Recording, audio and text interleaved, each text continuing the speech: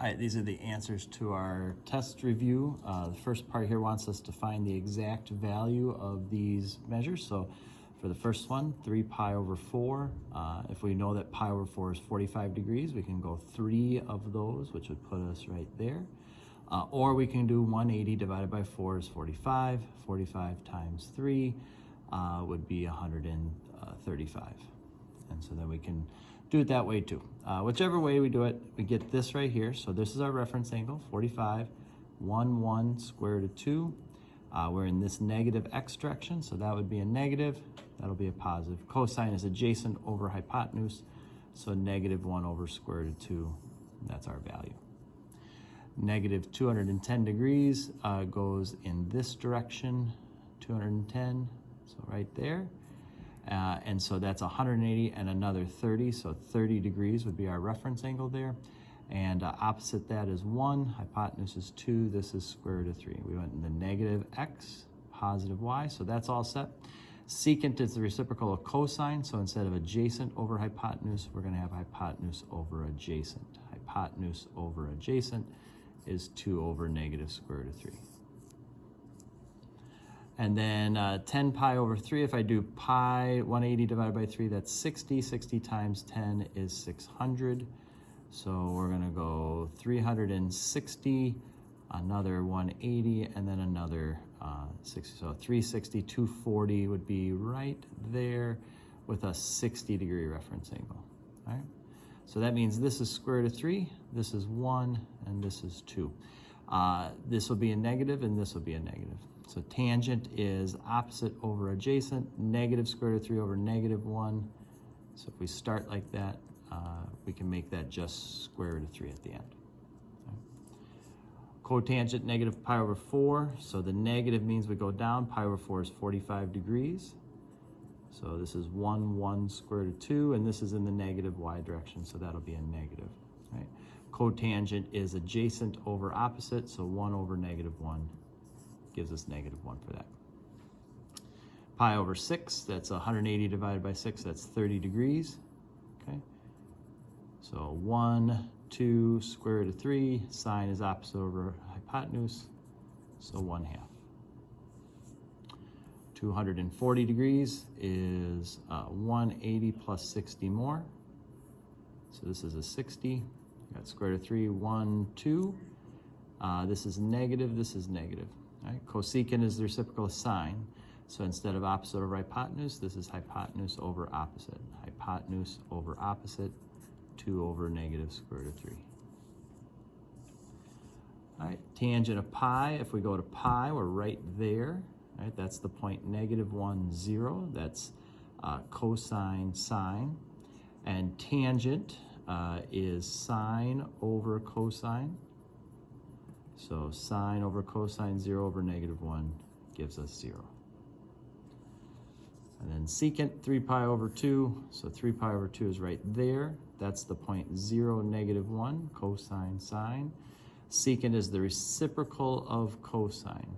So if we do 1 over cosine, we'll get an undefined statement, or an undefined thing. We can't divide by 0.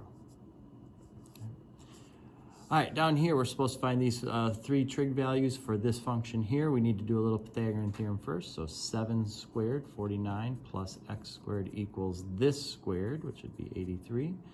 If we subtract away from that, we're going to get 34. So x is the square root of 34. So we get a little bit of an odd statement there. Not a big deal. So secant is reciprocal of cosine, so that's going to be hypotenuse over adjacent. So it's actually going to be square root of 83 over square root of 34. You can make that 1 square root, and then just leave it like that. Sine is opposite over hypotenuse, so that one is easy enough. And then tangent is opposite over adjacent. And we get that right there. All right. Next one says we got a pizza parlor that wants to create a sign that's in the shape of a slice of pizza. So we got a little sector looking thing here, if you will. It's not the best one, but you get the idea. Radius is going to be 5, and the angle inside will be 55. All right.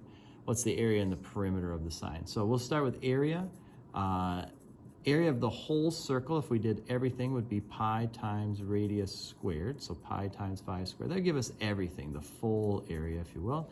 But we don't want the full area. We only want 55 out of 360 degrees of that. Okay. So if we take our calculator and go pi times 5 squared, all right, times 55 divided by 360, we're going to get 11.999. So we'll just, well, we'll go to 3 decimals, but we're pretty close to 12 square feet, right? I mean, we pretty much say that's 12 square feet if we had to. All right, so that's our area. As far as our perimeter goes, let's find our arc length first. So the arc length is the circumference of the full circle. So 2 pi r, that'd be the full circle, but we don't want the full circle. We only want this piece of it. All right, so we're gonna go 2 pi times 5 times 55 divided by 360, and that's 4.799. So that's going to round to 4.800 feet. Okay. Now, because they're asking for the perimeter of the whole sign, we have to include these pieces with it too. So we would add 10 to that, and the perimeter is 14.8 feet. We round, or 0, 0 if you do significant figures, but that's the idea. We got these two sides plus the arc length is the full perimeter. All right, find the exact value of these functions. Given theta is in quadrant 2, so right away we're going to draw a quadrant 2 angle in there. And the secant, so secant is the reciprocal of cosine, so instead of adjacent over hypotenuse, this is hypotenuse over adjacent. Square root of 19 is the hypotenuse, 2 is the adjacent. Okay, so if we do a little Pythagorean theorem, 2 squared plus x squared equals square root of 19 squared. We're going to get x squared equal to 19 minus 4, so 15. So x is the square root of 15.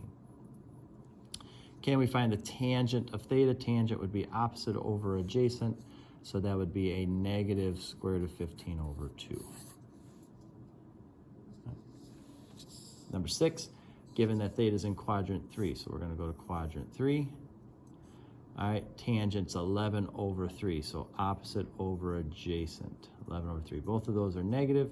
If we do a little Pythagorean theorem, 11 squared plus 3 squared equals x squared. This is 121 plus 9. So we get 130 equal to x squared, so this is the square root of 130. Okay, can we find the sine? Sine is opposite over hypotenuse, so a negative 11 over square root of 130. That's our sine. And then this one says the sonar of a Navy cruiser detects a submarine that's 4,000 feet from the cruiser. So we've got the cruiser up here. Okay, that's the cruiser. The submarine is down here. Okay, and it's detected that it's 4,000 feet away. Okay, the angle between the water line and the sub is 34 degrees. So this is 34 degrees. The question is, how deep is that submarine? So this is a right triangle. We can do a little SOHCAHTOA here. Based on the 34, this is opposite. This is hypotenuse. So the sine of 34 is equal to, we don't know, over 4,000. Okay? So if we just go 4,000 times the sine of 34, it is 2,236.772 feet deep. So that's not too bad. All right. Then we get some other ones where we're trying to find a measure. We have to kind of go through our progression and see if what we can do. So for number 8, this is not a right triangle, so I can't do SOHCAHTOA. I don't have an angle side combination, so I can't use law of sines. So to find this side here, I'm going to have to use law of cosines. So since x is across from the angle that I know, it goes first. X squared equals 9 squared plus 16 squared minus 2 times 9 times 16 times the cosine of 80, right? So if we just put that all on the calculator, okay, 9 squared plus 16 squared minus 2 times 9 times 16 times the cosine of 80. Okay, that's x squared. If we take the square root of that, we get 16.941. So that's that side there. All right, for this one, we're looking for angle A. Again, I don't have a right triangle, I don't have an angle side combination, so I have to use law of cosines again. This time 63 is straight across, so it's the side that goes first. Everything else kind of follows after that. Minus 2 times 90 times 85 times the cosine of A.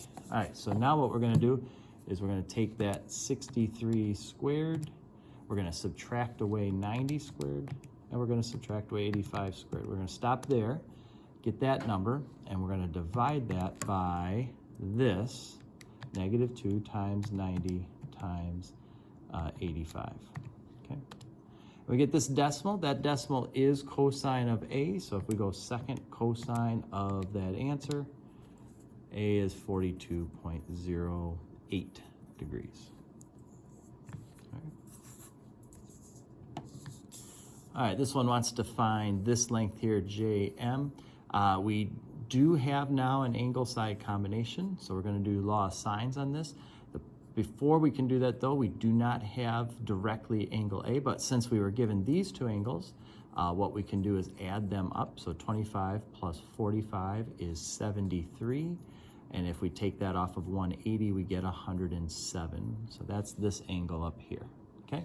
Now we can do law of sines. X over the sine of 107 is equal to 15 over the sine of 48, okay? So now we're gonna take our calculator and multiply by this. So sine 107 times 15 divided by the sine of 48. And we get 19.303.